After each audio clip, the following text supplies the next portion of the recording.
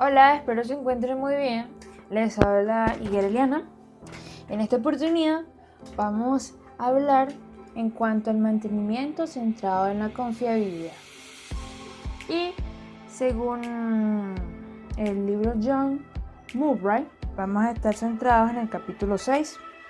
Pero antes vamos a dar un inicio de lo que es el mantenimiento centrado en la confiabilidad y sus inicios. Este imparte en los años 50 en la aviación comercial, ya que esta aviación sufría 60 accidentes por cada millón de despegues, por lo que Estados Unidos promovió la investigación en gestión de mantenimiento y nació el MCC, el cual ha evolucionado a lo largo de los años dirigiéndose a la industria y tiene como objetivo disminuir tiempo de parada de planta por averías imprevistas, disminuir costos de mantenimiento, aumentar la disponibilidad de los equipos, teniendo como resultado de esta metodología mejor funcionamiento de los equipos, mecanismos para evitar toda posibilidad de fallos, acciones que garantizan la disponibilidad de la planta. La mayoría de las industrias que aplican el MCC, el mantenimiento centrado en la confiabilidad, solo lo hacen en sus equipos críticos. Son aquellos que si fallan, detienen gravemente la producción. Pero el no dar mantenimiento por igual al resto de los equipos es dudosamente viable cuando se busca manejar la disponibilidad y los costos de mantenimiento de una planta industrial. Quizás se piense que en un equipo crítico es una gran máquina, pero un simple tornillo puede parar completamente la línea de producción. En el capítulo 6 del libro de John Murray nos hace llegar a una forma de mediar con las fallas. Empezaremos con la factibilidad técnica y tareas preventivas. Este capítulo profundiza si las tareas proactivas son técnicamente factibles. Hacen mención de dos caminos para manejar las fallas. La primera categoría son las tareas proactivas. Se llevan a cabo antes que ocurra una falla, con el objetivo de prevenir que el componente llegue a un estado de falla. Es lo que comúnmente se denomina mantenimiento predictivo y preventivo. En MCC se le conoce como reacondicionamiento cíclico, sustitución cíclica y mantenimiento a condición. Esta primera categoría, corresponde a la sexta pregunta que anteriormente se mencionó del proceso de decisión básico del mantenimiento centrado en la confiabilidad. Esta pregunta es: ¿qué puede hacerse para predecir o prevenir cada falla? ¿Recuerdan? Por otro lado, tenemos la segunda categoría, segundo camino para mediar estas fallas, pero no menos importante, sin embargo, se le va a hacer mención, son las acciones a falta de. Estas tratan con el estado de falla y son elegidas cuando no es posible identificar una tarea proactiva efectiva. Las acciones a falta de incluyen búsqueda de falla, rediseño y mantenimiento a rotura. Esta segunda categoría corresponde a la séptima pregunta del proceso de decisión del MCC, la cual es: ¿qué sucede si no se puede encontrarse una tarea predictiva o preventiva apropiada? En este capítulo vamos a profundizar y vamos a estudiar la primera categoría, que son las tareas proactivas. En capítulos anteriores hace mención de que vale la pena realizar una tarea proactiva si ésta lograba reducir las consecuencias de la falla lo suficiente como para justificar los costos directos e indirectos de hacer la tarea. Pero antes de llevar una tarea proactiva a cabo, se estudia si es técnicamente factible realizarlo. Entonces surge esta primera pregunta: ¿qué es una factibilidad técnica de una tarea? Según Mowbray, en el 2000, hace mención de que una tarea es técnicamente factible si físicamente permite reducir o realizar una acción que reduzca las consecuencias del modo de falla asociado a un nivel que sea aceptable al dueño o usuario del activo. Ya definido qué son las tareas proactivas y su factibilidad técnica, pasamos a la relación que tiene un activo físico en el que se vaya a intervenir, y es en su relación entre la edad o exposición al esfuerzo y la probabilidad de que falle.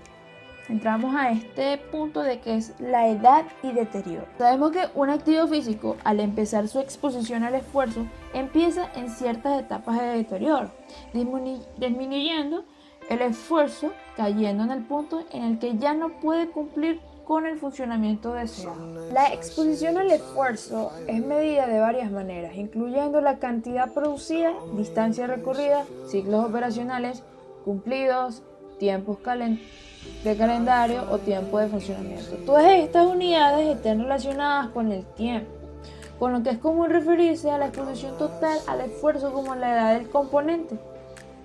Esta conexión entre el esfuerzo y el tiempo sugiere que debe haber una relación directa entre el grado del deterioro y la edad del componente. Si esto es así, entonces deberíamos decir que el punto en que ocurre la falla también debe depender de la edad del componente, como lo muestra en esta figura. Hace dos presunciones clave. El deterioro es directamente proporcional al esfuerzo aplicado y el esfuerzo es aplicado consistentemente. Si esto fuera cierto para todos los activos, seríamos capaces de predecir la vida de los equipos con gran precisión.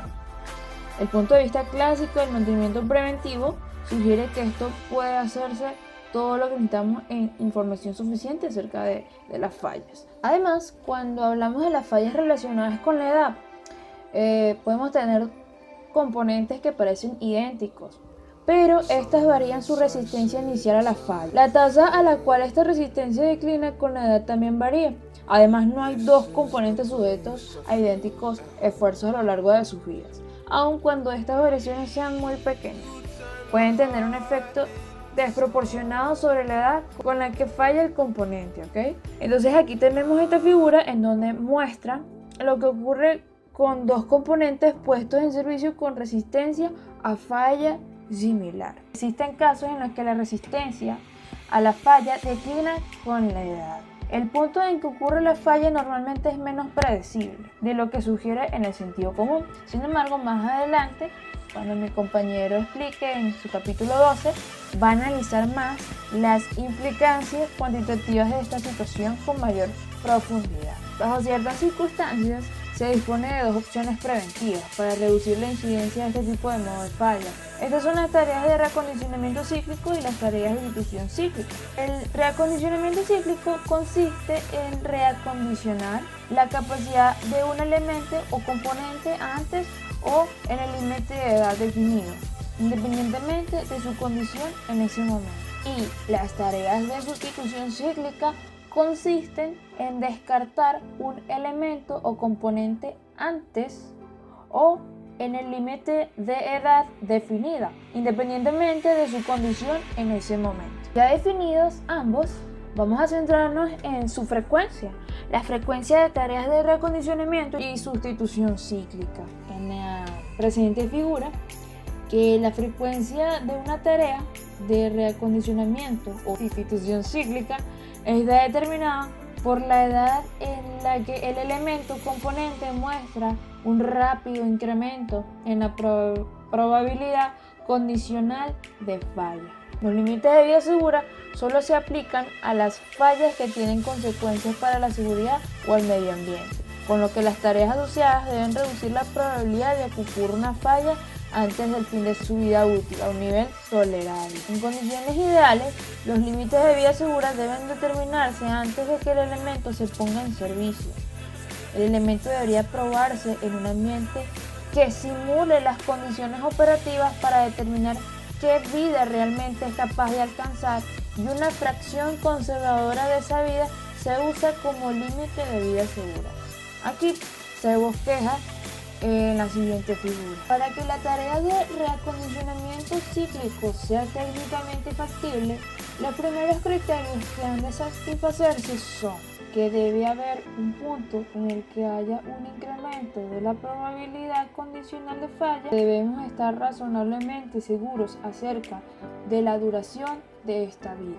Por otro lado, tenemos la sustitución cíclica. Esta va a ser técnicamente factible si, primero, hay una edad identificable en la que el elemento muestra un rápido incremento en la probabilidad condicional de falla. Segundo, la mayoría de los elementos sobreviven a esta edad. Por último, tenemos las fallas no asociadas con la edad. Uno de los desarrollos más desafiantes de la administración del mantenimiento moderno ha sido el descubrimiento de que en realidad muy pocos modos de falla se ajustan a algunos de los patrones, tales como las fallas asociadas con la edad. El esfuerzo variable. Muchas fallas son causadas por incrementos en el esfuerzo aplicado, que a su vez son causados por operación incorrecta, montaje incorrecto o daños externos. Estos incluyen errores en la operación. Si arranca una máquina muy rápido, una máquina se pone en reversa mientras que está andando hacia adelante. Se alimenta el proceso con materia prima demasiado rápido. Poca o casi ninguna relación entre el tiempo, ¿no? En base a esta figura, representa en función del tiempo. Idealmente, prevenir fallas de este tipo es una cuestión de prevenir cualquier causa de incremento en los niveles de esfuerzo, más que una cuestión de hacer algo en el activo físico. Tenemos el segundo caso en todas estas variables, es el pico de esfuerzo, que reduce permanentemente la resistencia a la falla, pero no causa realmente que el elemento falle. Un terremoto o fisura, una estructura, pero no causa su derrumbe.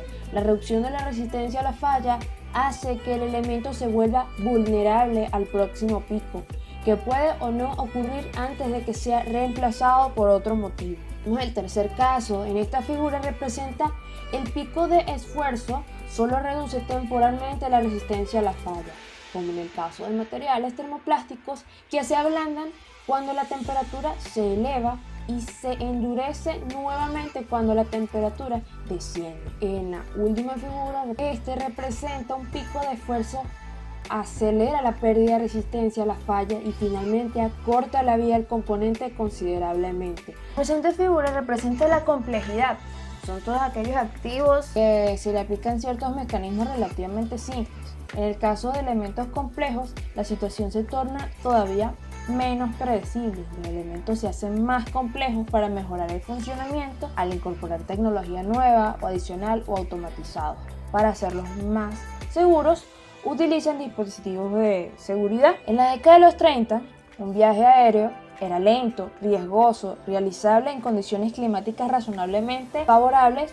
Era una aeronave con una autonomía de unos pocos 300 kilómetros y una capacidad de 20 pasajeros. Hoy en día, un viaje en avión es mucho más rápido y mucho más seguro. En otras palabras, se logró un mejor desempeño y una mayor seguridad al costo de una mayor complejidad. Una mayor complejidad significa equilibrar lo liviano necesario para un alto rendimiento con el tamaño y masa necesarios para tener durabilidad, y esta combinación de complejidad y compromiso representa el incremento de un número de componentes que pueden fallar y también incrementa el número de interfaces o conexiones entre los componentes. Fue toda la explicación en este capítulo 6. Espero que se haya entendido y podamos conectar nuevas ideas en este foro.